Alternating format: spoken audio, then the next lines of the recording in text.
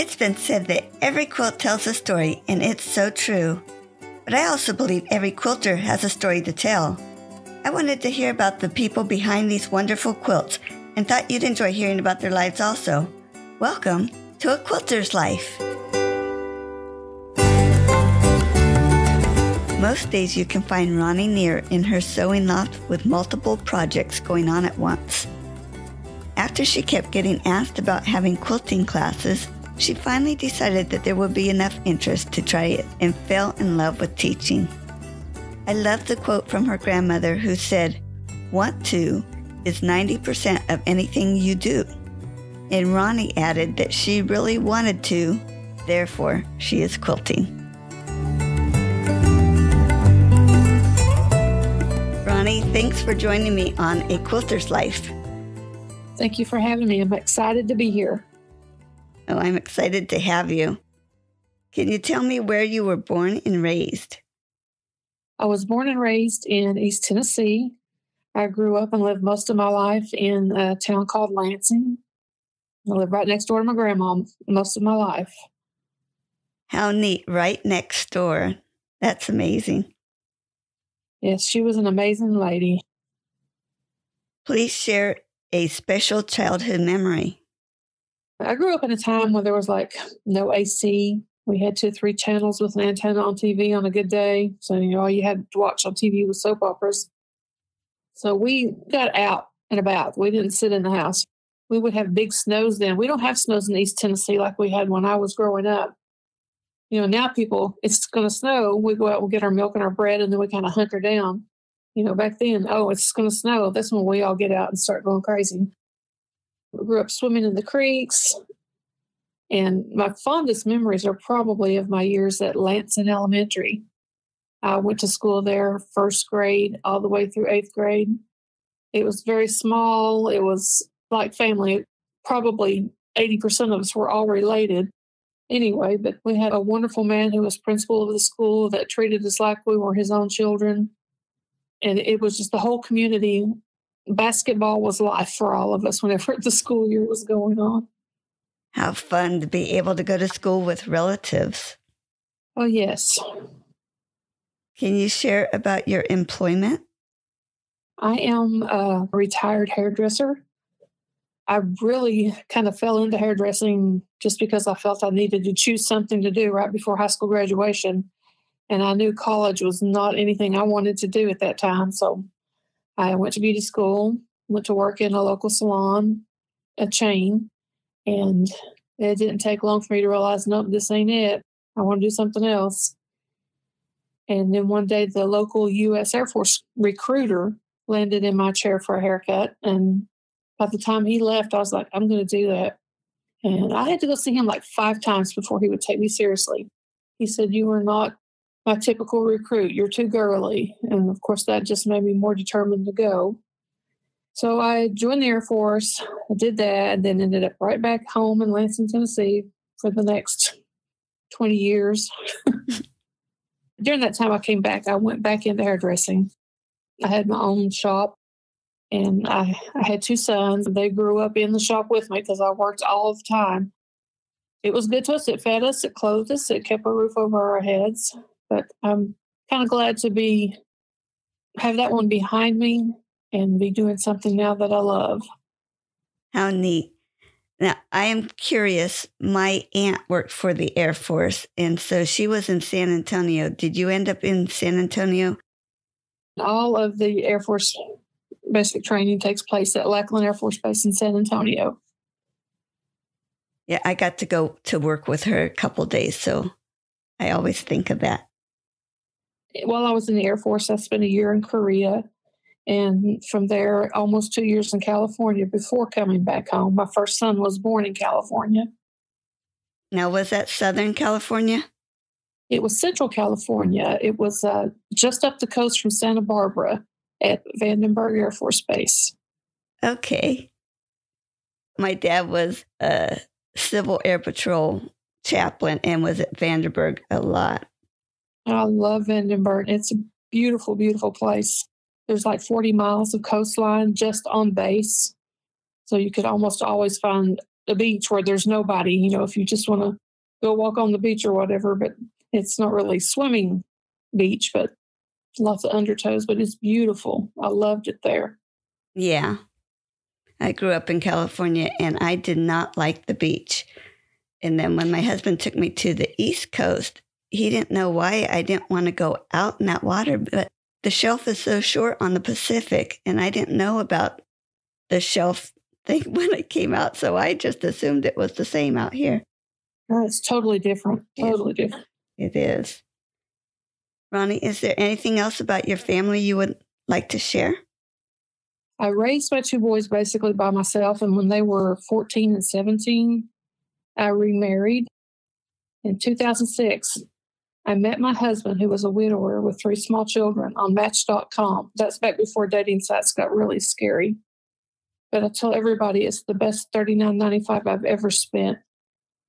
We married in 2007, and I moved from where I lived about 40 minutes away to the town where he lived. And then the next year, I closed up my shop out there, and my husband built me one in our basement. And I worked there for a little bit, and then I found out I was pregnant with my daughter. And at 42 years old, I had a daughter, January of 2009.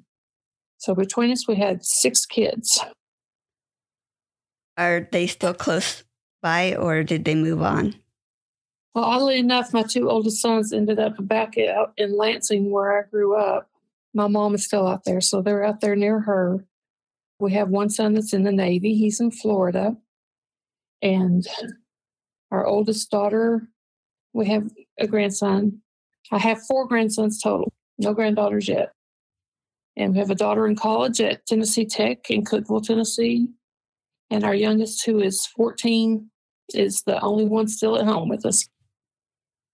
What a nice family. That is great. Besides quilting, are there other crafts you do or that you've done? Oh, in the past, I've done cross stitch. I've made homemade candles, homemade soaps. I've done some crochet. I tried to knit, and I got this huge Afghan knitted, but it's still on the needles because I don't know how to finish it. And I've carried it around for about 15 years now, so I'm not sure what I'm going to do with that. Oh, that's too funny. Maybe someone will hear this and be able to help you get that done. Yes. I taught my youngest daughter when she was 7 just the basic chain stitch and single crochet, and she just went on YouTube and went to town, and I quit crocheting then because hers is so pretty. Are there other hobbies that you do? No, quilting pretty much consumes about 90% of my time. Tell us about who introduced you to quilting. Okay, believe it or not, this was another customer who landed in my chair when I worked in the hair salon where I met my recruiter. And this lady became a dear friend. Her name's Mary Jane, and she was telling me she was getting ready to teach a hand quilting class. And I was like immediately intrigued. So I signed up and took her hand quilting class. And that's where I got started. That was in 95, I believe. And I didn't do a whole lot probably for the next 10 years just because, honestly, I couldn't afford to do it. I'm a single mama with 2 kids. It was just all about survival back then. But after I remarried, my husband is wonderfully supportive of anything I want to do. And it kind of started a crazy way. Someone sent me a picture one day of a weighted blanket of all things and asked me if I could make that for them. And I said, I think so. So for about a year and a half, I made weighted blankets just like crazy.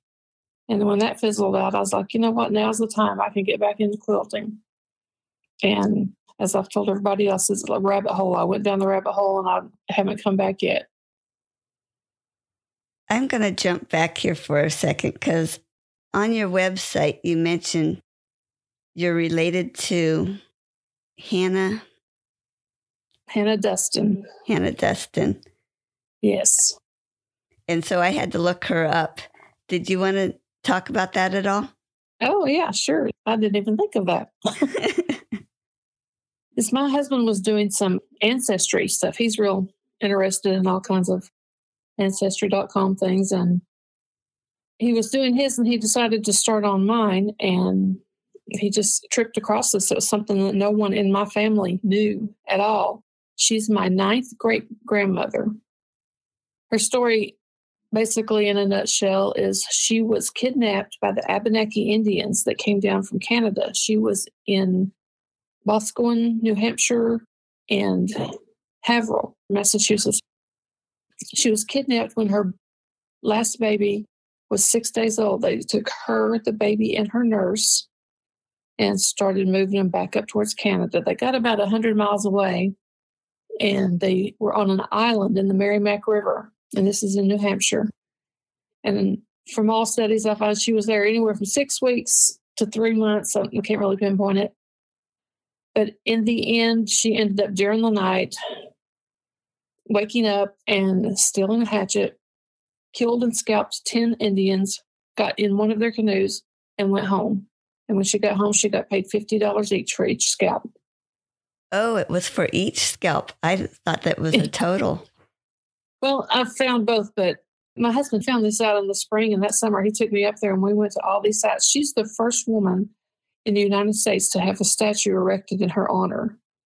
And 2 of those are still standing. The third one was later sold and then is erected to someone else. But I kind of believe it was 50 each because they have what's called the Buttonwood Museum in Haverhill, there where one of her statues is. And they have a lot of stuff from her old home place, from her life in there. And it's just really amazing to see. They have the actual, it's called a Biscayne blade, the one that she used to scalp them with. And it's kind of curved. It's really a scary looking instrument. But in that museum is one little piece of a quilt that she made. And I've took pictures. This has been several years ago, and I still haven't sat down and just really tried to recreate that. But I'm going to. That's on my list. I want to recreate her quilt. I have just this one little square to go on, and it's all rotten around the edges and frayed, and I'm sure if we touched it, it would fall apart. Wow, what a unique piece of history. And you can recreate something that American history and your history. Yes, that's my thought exactly. I was curious when I saw that if that had come down to verbal history in your family, but that's interesting that your husband found out about it. Yes, no one knew. No one. And it comes from my mom's side of the family. And once we found out this, and I found out it was my mom's side of the family, I said, this explains so much about the women in my family. We tend to be a little high-spirited. Whether it's a quilt you made or a quilt you've seen somewhere else, do you have a favorite quilt? I love all quilts. I've never seen an ugly quilt. I've never seen a quilt I didn't like. If I make that quilt, that means I really liked it. But my favorite one that I've made to date is a tan, gold, and white gingham check. It's very simple, yet it's very impactful. Every time I put it on my bed, I'm just, oh, this is so pretty. I love it. I love that feeling when you look at something and it just brings you joy. And yes, that's exactly how I feel about that one. It makes me smile just to look at it. And when you're working on your quilts, is there a tool that you're so happy that you have?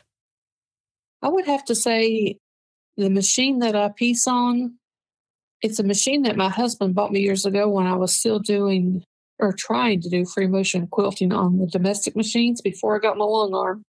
And it sews one stitch. It's just the one straight stitch, but it is a workhorse.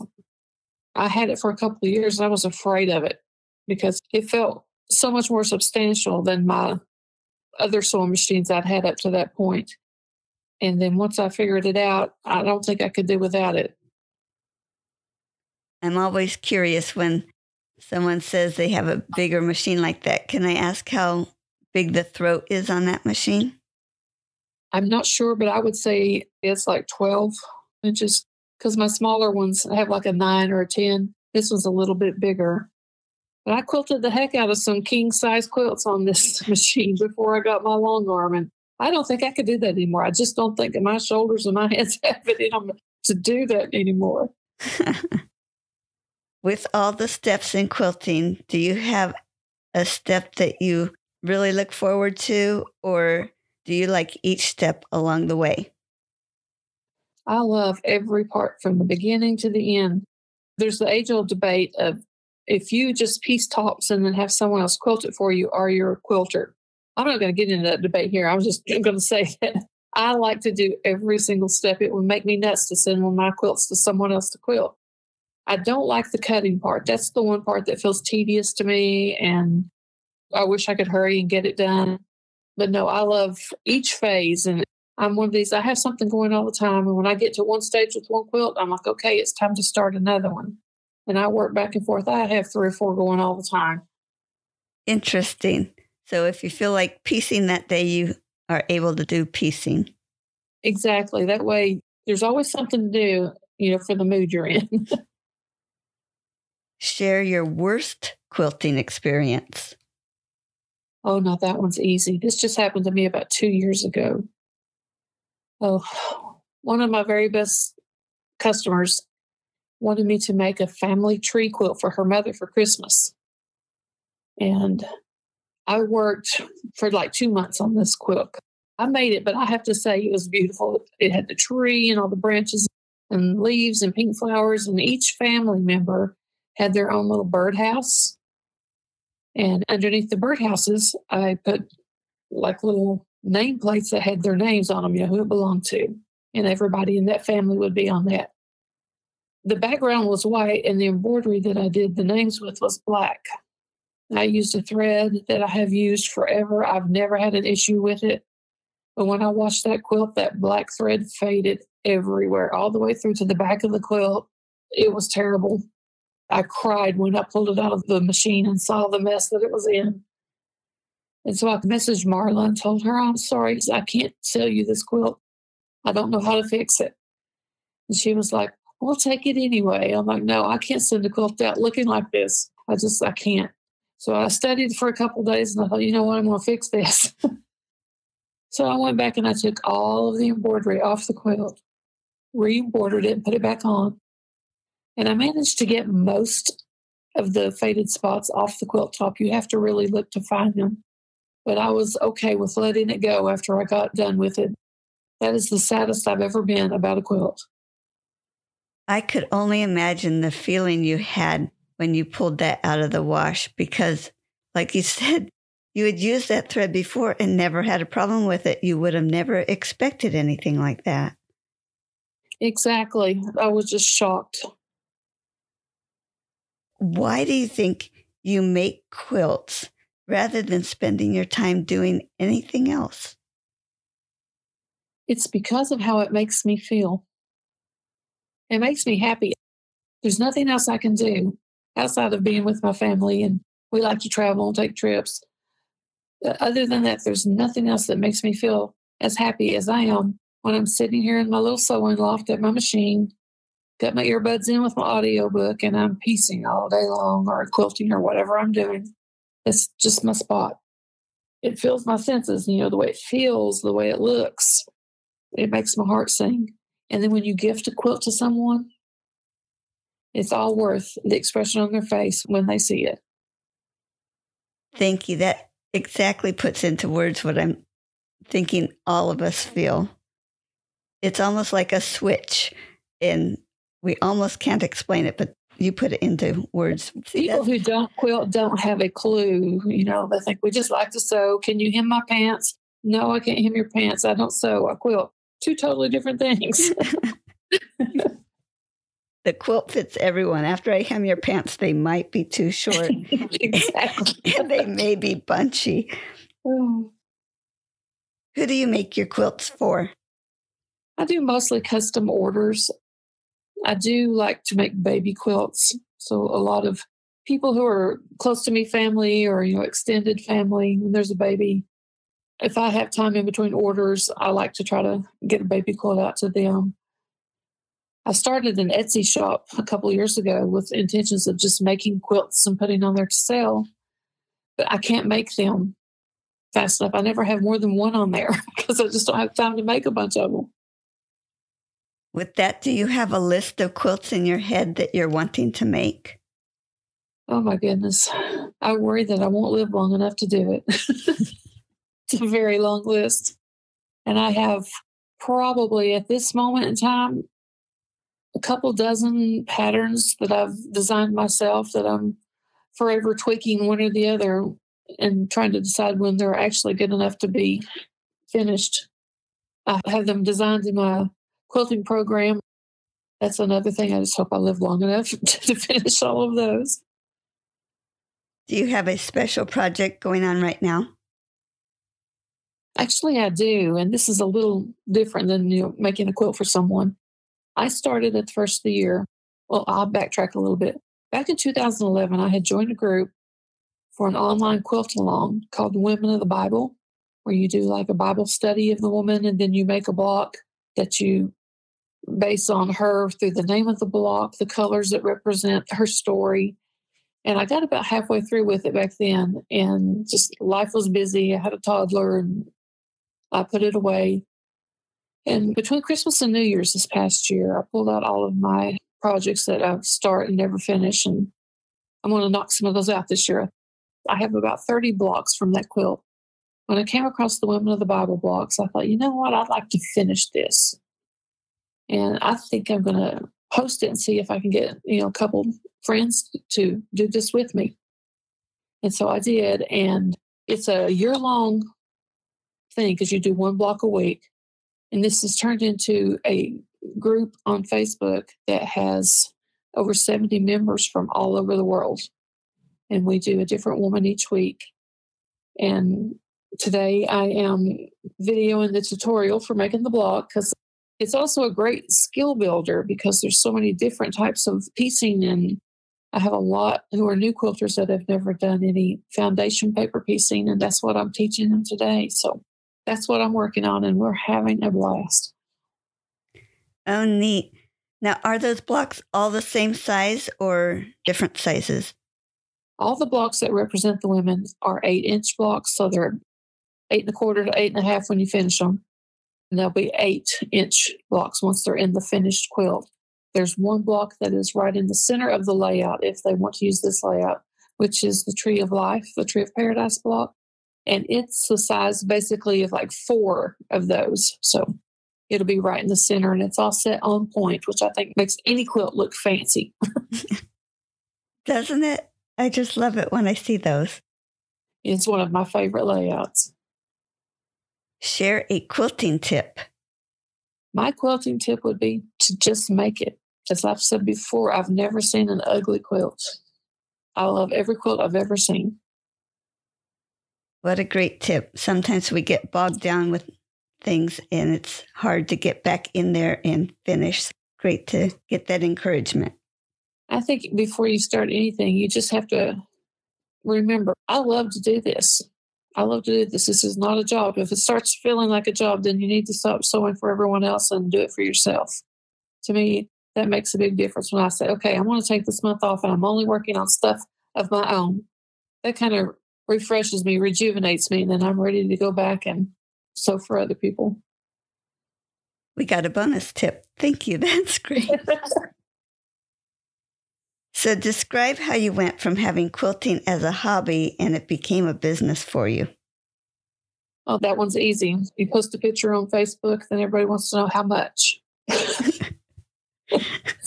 Yes, but you were willing to answer that question. Yes. It was kind of like a personal challenge, I guess, because it had been so long since I had taken the class. And I'm like, can I even do this anymore? And my grandma used to tell me that want to is 90% of anything you do. And I really wanted to. So here we are. I love that saying. I hadn't heard that before. I know there was a point in when I was homeschooling my kids, it's like, how do I give them the want to do it? But I love that want to 90%. Yes. And I find that's true in everything. Share the name of your business and please tell us how you came up with the name. It is called Clear Creek Quilts. And the name comes from, that's the community that I grew up in, the Clear Creek community. I went to Clear Creek Missionary Baptist Church. My granny wrote a weekly column in our local newspaper called the Clear Creek News. All the creeks right around me where we swam growing up was Clear Creek. I had a former name for my business, and it was great for people who knew me. I called it Neer Perfection Quilts. My last name was Neer, so it was kind of a play on my name. And for those who knew me, it was great. They got it. But then as I got more serious about it, I thought, that doesn't really translate well to people who don't know me. So I wanted something that kind of just basically said something about me, who I am, where I'm from. And I settled on Clear Creek Quilts. I wondered if it had something to do with where you grew up. So that is neat. Yes, I have the back picture on my website. That is a picture looking down on where we used to swim when I was growing up. The whole area out there where I grew up, a lot of national park stuff, and they built this overlook up on top of the bluff there above the swimming hole. And I try to keep the picture on my blog, that same exact view, but change it with the seasons. Oh, cool. I'm waiting on somebody to take me a good one with all the snow on. I was thinking, so now I have to go to your website several times a year just to see the change. Yes, of course, summer, everything's green and leafy. I want to try to get a picture this summer from the overlook while there's people down there swimming. That's the one I want to get this summer. I have a beautiful fall picture that I use, and I have a new one to go up, but I haven't got it up there yet. Someone local took it on Christmas Eve. There was some ice and stuff. So I'm just learning this blog stuff. So I'm hoping everybody's been patient with me. I've got a lot of stuff up there, but the day-to-day of it, I don't want to stop quilting to sit down and write 2 paragraphs. And I know that's what a blog is all about. So I've got to get a better handle on that. It's a learning process, isn't it? It is. Can you tell us how you started to professionally quilt for others? Basically the same answer again. Facebook. If they don't want to buy the quilt that I've posted, then I'm getting messages. My mom's got a stack of quilts she needs quilted. How much are you charged? I do some of that for certain customers. I found that I'm not real happy about some of the quilts that if they bring it to me and want me to just quilt it. Number one, I don't have the Pantos or computer on my long arm. It's all freehand. So that's one thing that a lot of people have got to make them understand. This is just me. This is not a computer. You're not picking a design. So I give them 2 or 3 basic designs that I know real well, and they choose from that. But I find a lot of these quilts that have been passed down, they're not very square and can be very hard to do on the long arm. I can only imagine. I'm not a long arm quilter, but I've heard enough stories that sounds very difficult. Yeah, and I know we have so many tools to work with now that makes this job so much easier for a more accurate result, a very beautiful result. Because I can remember, I call them my little old ladies, that I did their hair for years, and I had several quilters that I just loved when they came in because I got to talk to them about quilting. But they sat down on their couch with a bunch of scraps around them and just started throwing things together. And square was not important.